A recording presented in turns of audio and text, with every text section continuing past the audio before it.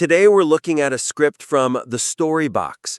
It's for a YouTube video analyzing Candace Owens, specifically her alleged dishonesty, using ideas from Jordan Peterson and the Behavior Panel. Okay, let's jump right in. So right off the bat, there's a key tension running through this. It's a severe conflict between the script's analytical goals and the vocabulary it's using to achieve them. The word choice, you mean? Exact. The material is trying to build this really serious case using high-level psychological concepts.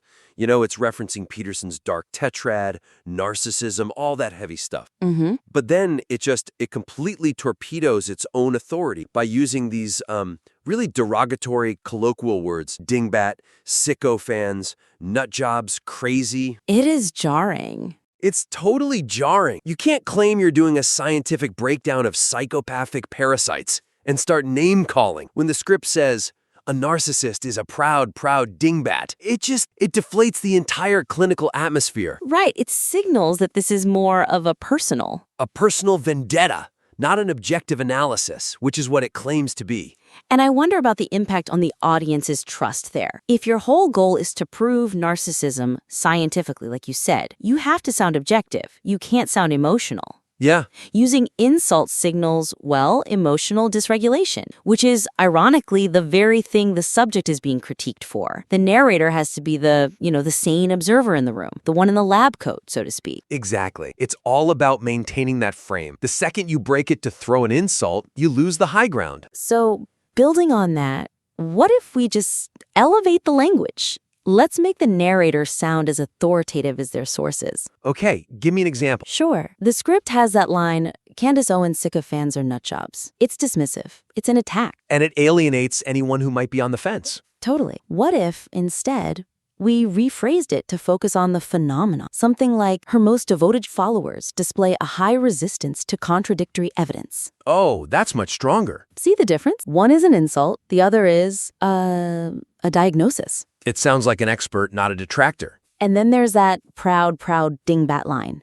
It sounds a bit silly next to a word like Machiavellian. It really does. So if we want to describe someone who refuses to apologize, we could say she's relentlessly self-assured or impervious to correction. It describes the exact same behavior, but without the name calling. It keeps the listener focused. And what about that weird idiom later on, beating or frogging a dead horse? Right. Besides being a bit confusing, it just feels informal and tired. A more professional way to say that would be, we are revisiting this established pattern of behavior because it continues to manifest. That's good. It justifies why the video is even being made. Exactly. By stripping out all that emotional language, the arguments about lying and manipulation, they actually hit much harder. They feel like facts, not just opinions. Okay, so that's tone. Moving on, let's look at the evidence itself, specifically the whole section on the Charlie Kirk shooting.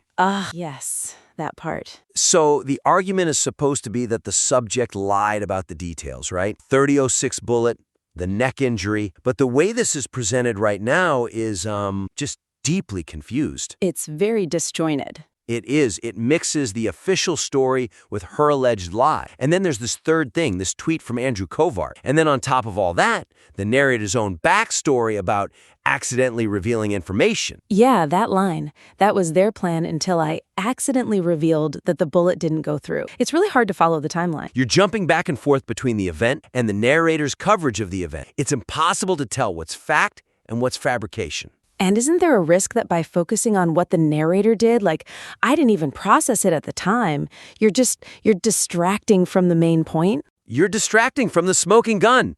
The listener is trying to figure out the narrator's journey instead of the subject's lie. So, could the evidence support a different structure? Maybe one that isolates the claims more clearly? That's what I was thinking. I think we need to restructure this whole part. Let's use a really strict claim versus reality format. We have to strip out all the meta-commentary about past videos until the lie itself is firmly planted in the listener's mind. Okay, so walk me through what that would look like, concretely. Sure. It needs to be linear. So step one is the claim. State exactly what she said. For example, Candace publicly claimed that the shooter was in the audience and the victim was hit by a high-caliber .30-06 round. Simple. Okay, clear. Step 2, the refutation. This is where the data comes in. However, ballistics evidence confirms that a .30-06 round would have caused catastrophic damage, proving the neck injury she described was physically impossible. Lie, then proof? I like it. And then, step 3 is the reaction. This is the behavior analysis. When confronted with this discrepancy, instead of correcting the record, she shifted the narrative to call it a miracle. That is infinitely clearer. You get the lie, the proof, and then the manipulative behavior. Exactly. And, importantly, you take out that whole internal monologue about, I accidentally, which I didn't even process it at the time, revealed. It just creates cognitive load. So the narrator can still take credit, but later? Yes, maybe as a footnote after the lie is exposed, something like, this inconsistency only came to light after I scrutinized the ballistics report. It keeps the focus where it should be, on the subject's deception. I see what you're going for. Okay, let's shift to how the script uses its frameworks, because there's a similar issue there. The 9 tactics? Yeah, the 9 tactics of manipulation. The script lists them out, anomaly overload, spiritual shifting, victimhood, gaslight. Which are fascinating concepts. They are, but the weakness is it's a classic telling, not showing problem. The author just lists these terms, but completely fails to apply them to the story we just heard about Charlie and Erica Kirk. Right, so the audience is left with this abstract list and a confusing story, but no bridge connecting them. Exactly. It feels like we're leaving the most persuasive part of the argument on the table. The listener hears a term like anomaly overload, but they don't know what that actually looks like in practice. It reads like a glossary at the end of a chapter instead of an analysis. That's a great way to put it. The connection between the tactics and the evidence just isn't there. So the suggestion here has to be explicitly mapping the abstract tactics to the concrete story beats.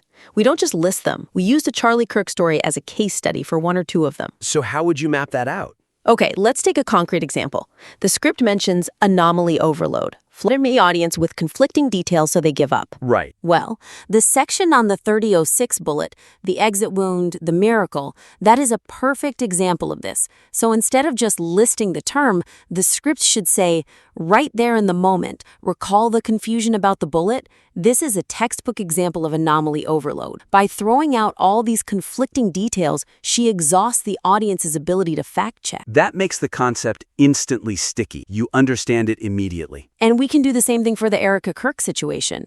The script talks about a private meeting and then a public letter. Right, a complete contradiction. So we can tie that directly to the tactic of, say, control the evidence. The script could say, she agreed to a private meeting, seemingly resolving it, only to immediately publish an open letter attacking Erica. This is the tactic of controlling the evidence. She creates a public performance that contradicts the private reality, and it leaves the victim completely disoriented. By doing that, the 9 tactics aren't just some laundry list at the end. They become the lens for the whole story. Precisely. It makes the analysis feel integrated and sophisticated, not like 2 separate videos mashed together. It becomes a unified theory of her behavior. Okay, final sec. I really like the ambition here, trying to tie it all into a bigger worldview, but we hit another structural problem with focus. The dark tetrad part? Yeah, the script introduces this really heavy concept from Peterson: psychopathy, narcissism, Machiavellianism, sadism. Mm-hmm. But it immediately dilutes it by pivoting to a religious metaphor about Pharisees and Sadducees. And while they're thematically related, jumping from evolutionary psychology straight into biblical exegesis, it splits the audience's focus. You move from a scientific argument to a theological one. Yes, and you risk losing the people who came for the behavior analysis, but might tune out for the sermon. That makes sense. But I don't think we have to remove the religious part entirely. I mean, Peterson himself blends the two all the time. The transition just needs to be handled differently. So reframe the religion as psychology. Exactly. What if we frame the religious references as historical evidence of the psychological theory? We use the comparison as a case study of the dark tetrad, not as a separate argument. How do you make that transition feel smooth? Okay, let's build it. Right now, the script says something like, they're the modern version of the Pharisees, people who use God's name in vain. That feels like a genre shift. It does. A stronger, more integrated way would be Jordan Peterson identifies the dark tetrad in modern behavior. But he also points out this isn't new. Historically, we see this in the archetype of the Pharisee figures who used moral virtue for what Peterson calls narcissistic advantage. Oh, that's very elegant. See? We keep the reference, but we subordinate it to the psychological concept. It becomes an illustration, not a departure. It keeps that behavior panel vibe. That works. That works really well. And we can also tighten the argument about sadism. The script defines it as pleasure from undeserved pain. We should tie that directly to publishing the open letter about Erica Kirk after the private meeting. Make it explicit. Yeah. The script could say, this aligns with the sadism aspect of the Tetrad. The choice to publish a humiliating letter after a private reconciliation suggests the goal wasn't resolution, but the public infliction of distress. That hits hard. And for the conclusion, instead of just ending on a warning about false prophets, we should circle back to the data. Remember that 4% statistic? Right. So instead of just be careful who you believe, we can end with, remember Peterson's warning. This personality type represents about 4% of the population. When you see the patterns we discussed today, anomaly overload, narcissistic advantage, you are likely dealing with that 4%. That grounds the whole thing in data right at the end. It reinforces the credibility. Okay, these are big, substantial shifts. Let's recap the main points. Sounds good. First, tone. You have to replace the insults, the dingbats and nut jobs, with clinical language. If you're going to cite the behavior panel, you have to sound like a behaviorist. That's what builds your authority. Absolutely. Second, narrative clarity. That Charlie Kirk shooting section needs to be restructured. A clear claim, refutation, reaction format. Get your own meta-commentary out of the way until the facts of the lie are established. Third, integrating the framework. Don't just list the 9 tactics. You need to map them directly onto the story. Show anomaly overload in action with the bullet detail. Show gaslighting with the Erica Kirk letter. Turn the list into a lens. Exact. And finally, the conclusions focus. Synthesize the religious metaphors into the psychological framework. The Pharisees become a historical example of the dark tetrad, not a pivot to theology. Keep it all grounded in behavior and data. For sure. And if these changes are made, this piece really does transform. It goes from what feels like a somewhat angry, rambling rant into a compelling, sophisticated psychological profile. It becomes evidence itself, not just commentary. That's it. It uses the tools of the experts it cites instead of just name-dropping them. Well, that brings us to the end of this critique. We invite you to implement these changes and submit the revised script for a follow-up. We'd love to see how this evolves. Good luck with the rewrite.